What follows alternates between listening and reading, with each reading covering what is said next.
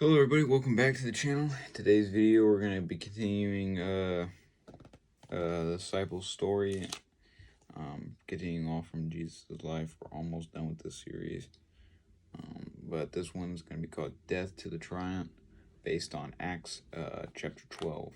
Let's go and get into it. A new Herod comes to power. Herod Agrippa wants to please Jewish leaders, so he begins to persecute Jesus' followers.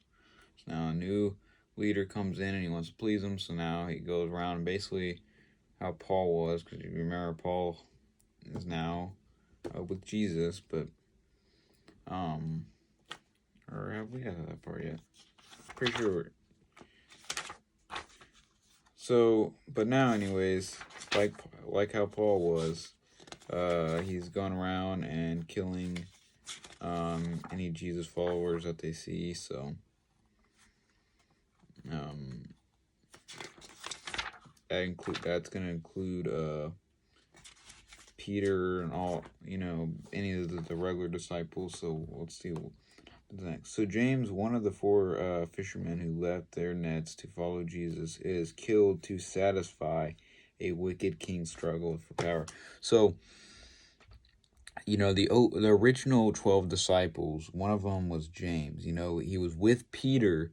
It was Peter and James, and that's when they were fishing, and then they decided to stop becoming fishermen and follow the Lord. So now he has been killed.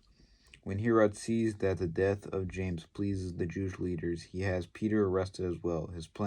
He plans to execute Peter after the Passover feast. So I've captured Peter, and these men are willing to die for God, just as Jesus, died for us, and they knew that they were going to a better place, so that in no way were they afraid of death. Chain each hand to a guard. Keep 4 soldiers on the watch at all times. This prisoner must not escape. On the night before Herod plans to bring Peter to trial, an angel enters the prison cell.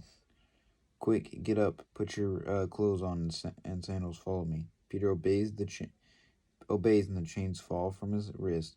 The angel leads Peter out of the prison cell. So now the angel is helping him escape prison. The angel, and this is a show that, God always takes care of you, so never lose faith. Never give up. The angel takes Peter past 2 sets of guards who don't see them. As they approach the iron gates in the prison wall, it opens. They walk out into the city streets, and suddenly the angel vanishes. Scarcely believing what has happened, Peter hurries to the home of Mary, the mother of his young friend Mark, where his friends are praying for him. Rhoda, a servant girl, answers, "It's me." But instead of letting Peter in, Rhoda turns and runs back into the house. "It's Peter!" "Peter?" "Rhoda, you're so upset you're imagining things." The girl insists, and finally someone goes to open the door. "If you knew it was Peter, why didn't you let him in? I was so excited to tell you that I forgot to open the gate." So they figured it was Peter. And she was so excited that he was out that instead of letting him in, she ran and told them all. Cautiously, they opened the door. "Peter, it's really you? Did Herod release you?" "No, but God did. An angel woke me and told me to follow. I did, and the prison gates opened. The angel disappeared in the street. Tell the others I am free. Now I have to get out of Jerusalem before Herod finds out what happened." The next morning, Herod discovers the prisoner is gone. "You say he was chained to 2 guards and others were guarding the door, yet you expect me to believe that he just disappeared? Search the city, find Peter, or those guards will pay with their lives." But the search fails, and Peter is safe. A few days later, Herod appears at a public celebration in Caesarea. Wearing the dazzling silver royal robes, he speaks to the people. To flatter them, they shout, He has the voice of a god, not a man." So now they're like almost praising him like he is a god. Herod accepts the praise of the people, which should only be given to God. Immediately God strikes him down. Herod lies sick for days while he is eaten by worms from the inside out. Within the week he dies. Oh my! So they start praising him like a god, and he, instead of denying it and be like, you should give the praise to God, he accepted it, and he fell down sick, and God put worms inside of him that ate his insides, and then like ate out of him, which is pretty nasty to think about, but pretty brutal. But you shouldn't try to pretend like you are God. There's only one God.